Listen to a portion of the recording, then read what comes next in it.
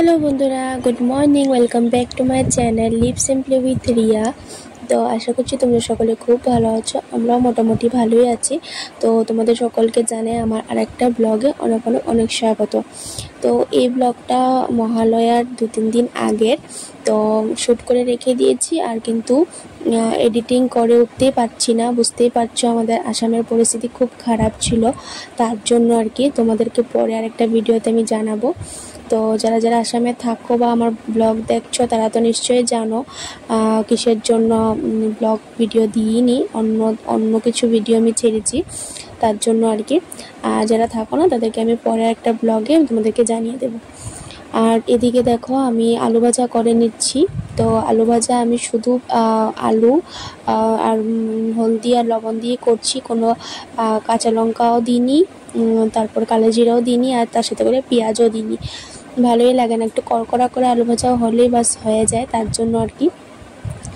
তো এদিকে দেখো একটু ভাত খেয়ে নিলাম। কালকে একটু তরকারি ছিল, মাছ ভাজা ছিল আর বেগুন ভাজা ছিল, একটু মাছের তরকারি ছিল, তা দিয়ে ভাত খেয়ে নিচ্ছি। আর এদিকে আজকে আমি রান্না করবো, দেখো কড়কড়াভাবে আলু ভাজাটা করে নিলাম। এটা খেতে আমার বর খুব ভালোবাসে, তার জন্য আর কি।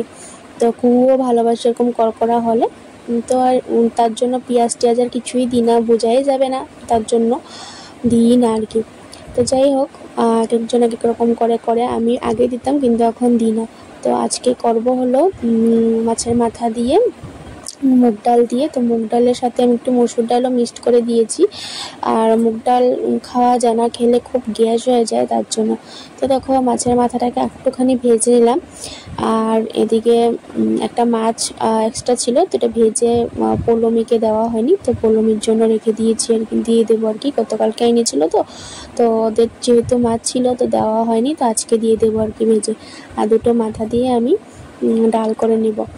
তো এই দেখো গোটা জিরে ফোড়ন দিলাম, আর তার সাথে করে তেল তো দিলামই, সর্ষের তেলের মধ্যে একটু বেশি করে তেল দিয়ে দিলাম। আর কাঁচা লঙ্কা, চেরা, পেঁয়াজ, আদা রসুন পেস্ট, এগুলো সব দিয়ে তারপর হলদি, লবণ, জিরে গুঁড়ো, ধনে গুঁড়ো সব কিছু দিয়ে মিক্সড করে ভালোভাবে সাঁতলে মাছের মাথাটা দিয়ে ভালো করে ভেঙে নেব।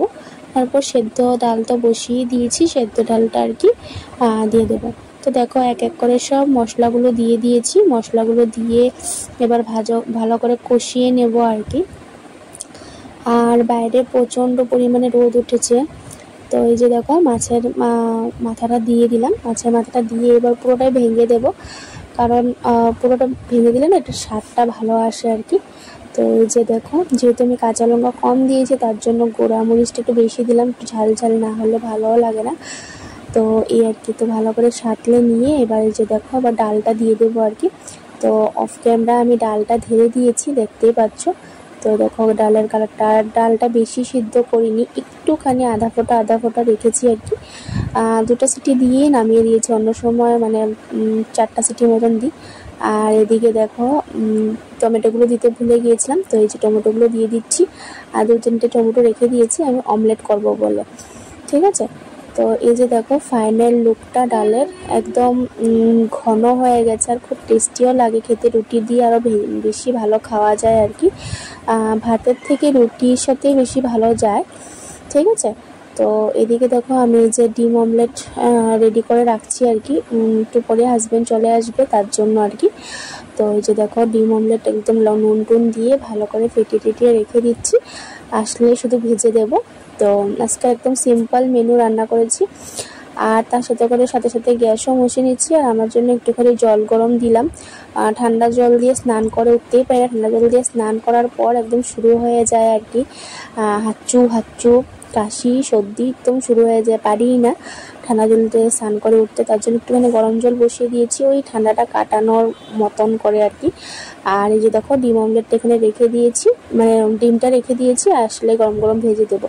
তো গ্যাস টেসগুলো ভালো করে মুছে নিচ্ছি। আর ওই দিকের গ্যাসের বার্নারটা বেশি ইউজ করা হয়, তার জন্য দেখতে পাচ্ছ কিরকম কালো হয়ে আছে। তো এটাতে একটু যদি স্কচ ব্রাইটটা থাকে এটা দিয়ে ডললে পরিষ্কার হয়, আবার যে কেশি হয়ে যায়। তো এই যে দেখো কুহু এখন ভিডিও করে দিচ্ছে, আমি ঝাড়ু দিচ্ছিলাম। তো রান্না শেষ করে এবার ঝাড়ু দিয়ে একটু মুছে নিয়ে তারপরে স্নান করে আসবো আর কি। আর স্নান করে আসার পর না ধুলোবালি পায়ে লাগলে একদম কিরকম জানি লাগে, তো তার জন্য যতটুকু পারি আর কি স্নান করার আগে ঝাড়ুটা দিয়ে দিই, কারণ রান্না করার সময় প্রচণ্ড নোংরা পড়ে যায়। আর দেখো কুহু কিরকম ক্যামেরাটাকে কাঁপিয়ে কাঁপিয়ে ভিডিও করছে। আর তার সাথে করে যে দেখো আমি একটু মুছেও দিচ্ছি, জল জল জল থাকে তো রান্না করার সময়, জল নিয়ে নিয়ে রান্না যখন করি তখন জলের ফুটোগুলো পড়ে, ওইটা দেখলেও আমার অশান্তি লাগে।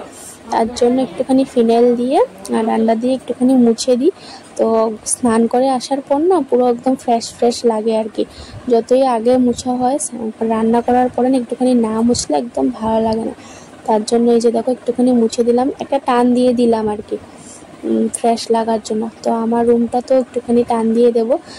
আগে একবার মুছা হয়েছে, কিন্তু এখন আবার একটু মুছে নিচ্ছি। এই যে সারাদিন ঘরের মধ্যে খেলাখেলি করে, একবার বাইরে যায় ঘরে আসে, তার জন্য একদম ধুলোবালি লেগে থাকে। তার জন্য একটু ফিনাইল দিয়ে ভালো করে একটু মুছে নিলাম আর কি।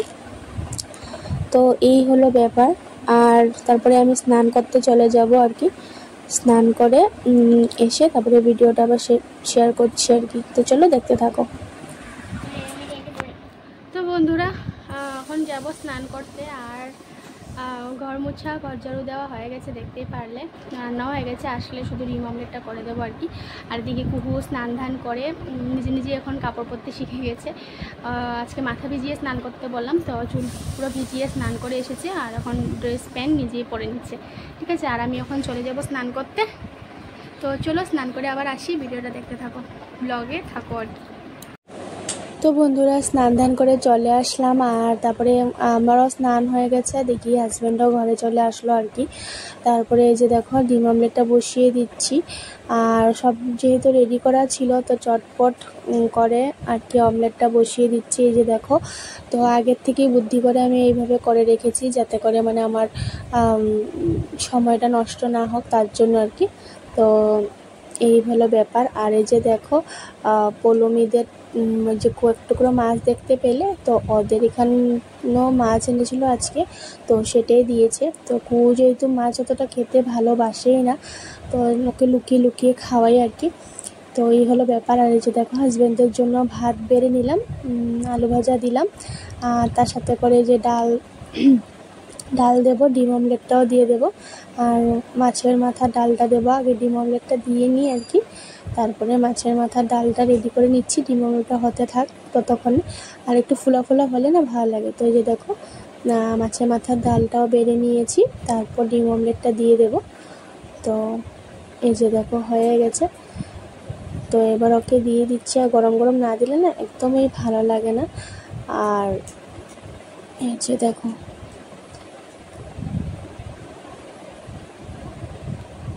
তারপরে দেখো আমিও খেতে বসে পড়লাম। তো অফ ক্যামেরা কুকুরকেও খাইয়ে দিয়েছি, আমার জন্য অমলেট নিলাম।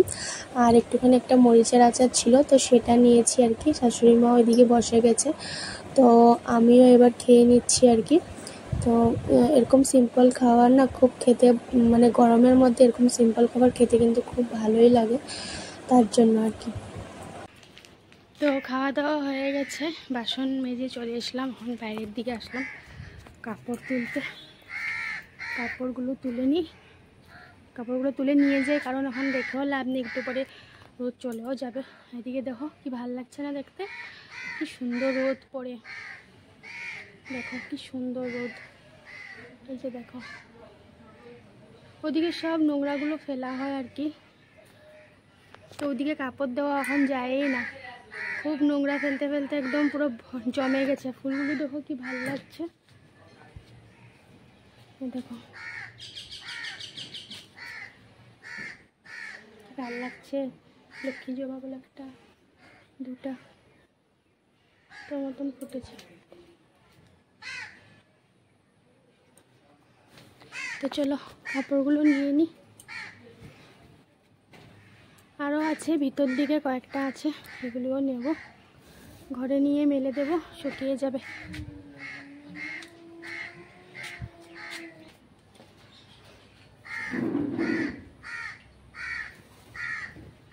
ফ্যানের হাওয়াতে দিলে কাপড়গুলো এমনি শুকিয়ে যায়।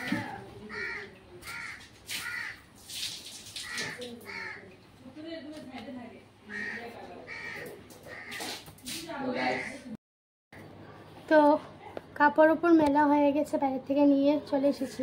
তো অনেক দিন আগে একটা অ্যাক্সিডেন্ট হয়েছেই বলতে পারো, আর তোমাদের সাথে শেয়ার করা হয়নি। তো দেখো এই যে ডিম ফেটে এসে দেখো এখানে এখানে, তারপরে এই দেখো এখানে এখানে এখানে, তারপরে এই যে দেখো, তারপরে এখানে দেখো। তো অনেক জায়গাতেই পুরো ছিটে, মানে আমিও সরিয়েছি, মানে ডিমটা পাল্টাবো আর কি, এক সাইডটা হয়ে গেছে, তারপরে আমি আরেকদিকে মানে পাল্টাবো। তো খুন্তি দিয়ে যখন আরেকদিকে পাল্টাতে গেছি, জানি না খুন্তির মধ্যে জল ছিল কি না, পুরো এসে আমি ভাগ্যিস ভালো মুখে বা চোখে পড়েনি, বা এই সাইডগুলো তো পড়েনি, মানে এই হাত দিয়ে যখন করেছি আমি, তো এই হাতের মধ্যেই পুরো ছিটে এসে যে পড়েছে, দেখতেই পাচ্ছ। তো এখন অনেকটা শুকিয়েছে, এ দেখো অনেকটা শুকিয়েছে দেখো। আর এখন শুকানোর পর আমি চামড়াগুলো উঠিয়ে দিচ্ছি। শুধু বয়েলিং লাগিয়েছে, সাথে সাথে ঠান্ডা জল, বরফ ফ্রিজের থেকে বের করে বরফের জল দিয়েছিলাম, কিন্তু কোনো কাজ করেনি। তারপরে কলগেট দিয়েছি, তবুও কোনো কাজ করেনি। তারপর বয়েলিং দিয়ে আমি এই যে শুকনা করেছি, কিন্তু এটা একটু কাঁচা আছে, দেখো এই জায়গাটা একটু কাঁচা আছে, এটা এখনও ব্যথা করছে। তো এই দুর্ঘটনাটাও, বিপদটা হলো আর কি কতদিন আগে। তো তোমরা সবাই সাবধানে থেকো, বিশেষ করে ডিম ভাজার সময় তো সাবধানে থেকো। লাল ডিমগুলো যেগুলো থাকে, ওই ডিমগুলো, এমনি আমি এতদিন ডিম ভেজেছি, মানে সাদা ডিম ভেজেছি, সাদা ডিমে কোনো সময় এরকম হয়নি। এই লাল ডিমগুলো ভাজার পরেই মানে এই অবস্থাটা হয়েছে। ভগবান মানে সহায় ছিল যে অল্পর জন্য আর কি বেঁচে গেছি।